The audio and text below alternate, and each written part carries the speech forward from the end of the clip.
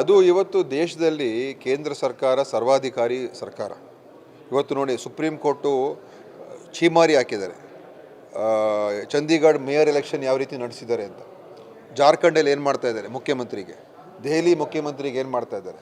ನಮ್ಮ ಸರ್ಕಾರಗಳಿದ್ದ ನಮ್ಮ ಕಾಂಗ್ರೆಸ್ಸಿನ ಜನರ ಅನೇಕ ಮುಖಂಡರುಗಳು ಯಾವ ರೀತಿ ತೊಂದರೆ ಕೊಟ್ಟಿದ್ದಾರೆ. ತಮಿಳುನಾಡಲ್ಲಿ ಏನು ಮಾಡ್ತಾ ಇದ್ದಾರೆ, ವೆಸ್ಟ್ ಬೆಂಗಾಲಲ್ಲಿ ಏನು ಮಾಡ್ತಾ ಇದ್ದಾರೆ. ಎಲ್ಲೆಲ್ಲಿ BJP ಸರ್ಕಾರ ಇಲ್ಲ ಅಲ್ಲಿ ರಾಜ್ಯಪಾಲರು ಇರ್ಬೋದು ಮತ್ತು ಎಲ್ಲ ಸಂಸ್ಥೆಗಳು ಇವತ್ತು ಯಾವ ಸಂಸ್ಥೆನೂ ಸ್ವತಂತ್ರ ಇಲ್ಲ. ಈಗ IT, ED, CBI ಯಾವ ಸಂಸ್ಥೆನೂ ಕೂಡ ಸ್ವತಂತ್ರವಾಗಿ ಅವ್ರು ನಿರ್ವಹಣೆ ಮಾಡ್ತಾ ಇಲ್ಲ.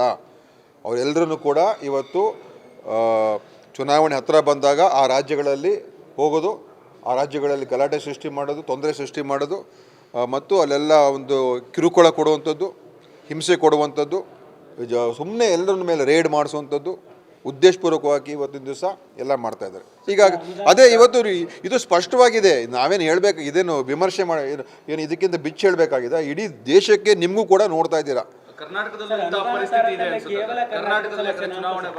ಕರ್ನಾಟಕದಲ್ಲಿ ಕಳೆದ ಚುನಾವಣೆ ನೋಡಿದ್ವಲ್ಲ, ಎಲ್ಲರ ಮೇಲೆ ರೇಡ್ ಮಾಡೋದು, ಟ್ಯಾಕ್ಸ್ ನೋಟಿಸ್ ಕಳಿಸೋದು, ಅವ್ರ ಮೇಲೆ ತೊಂದರೆ ಕೊಡೋದು ಎಷ್ಟಾಯ್ತು. IT, ED ಇದೆಲ್ಲ ಅದು ಅವ್ರದ್ದೊಂದು ಪ್ರೋಗ್ರಾಮ್. ಅದು BJP ಅವ್ರ ಪ್ರೋಗ್ರಾಮ್, ಅದು ಪಾಲಿಸಿ ಅವ್ರದ್ದು.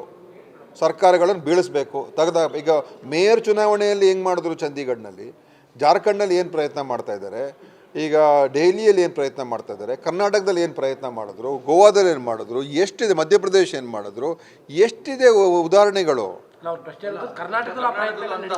ಅವ್ರದ್ದು ನೋಡಿ, ಅವ್ರದ್ದು ಹುಟ್ಟು ಗುಣ, ಅದು ಒಂಥರ ಗುಣ. BJP ಸುಮ್ಮನೆ ಹೆಸರಿಗೆ ಮಾತ್ರ ರಾಮರಾಜ್ಯ, ಜೈ ಶ್ರೀರಾಮ್, ಮಿಕ್ಕಿದೆಲ್ಲ ಪಾಪದ ಕೆಲಸನೇ ಮಾಡೋದವರು ನೋಡಿ. ಅದೆಲ್ಲ ಅವರು ಇವತ್ತು ಪ್ರಜಾಪ್ರಭುತ್ವ ಕಗ್ಗೋಲೆ ಅಂತ ಚೀಫ್ ಜಸ್ಟಿಸ್ ಹೇಳಿದ್ದಾರೆ. ಇವತ್ತು ಪ್ರಜಾಪ್ರಭುತ್ವ ಕಗ್ಗೋಲೆ ಮೋದಿಯವರು ಪ್ರಧಾನಮಂತ್ರಿ ಆಗಿದ್ದರಿಂದನೇ ಪ್ರಾರಂಭ ಆಗೋಗಿದೆ ನಮ್ಮ ದೇಶದಲ್ಲಿ. ಪ್ರತಿಯೊಂದು ಹಂತದಲ್ಲೂ ಕೂಡ ಕಗ್ಗೋಲೆ ಮಾಡ್ತಾವ್ರೆ. ನಿನ್ನೆ ಚೀಫ್ ಜಸ್ಟಿಸ್ ಹೇಳಿರುವಂಥದ್ದು ಒಂದು ಪ್ರಕರಣಕ್ಕೆ, ಈ ಥರ ನೂರಾರು ಪ್ರಕರಣಗಳಿದೆ. ದೇಶದಲ್ಲಿ ಪ್ರಜಾಪ್ರಭುತ್ವ ವ್ಯವಸ್ಥೆ ಕಗ್ಗೋಲೆ ಆಗ್ತಾ ಇರ್ತಕ್ಕಂಥದ್ದು.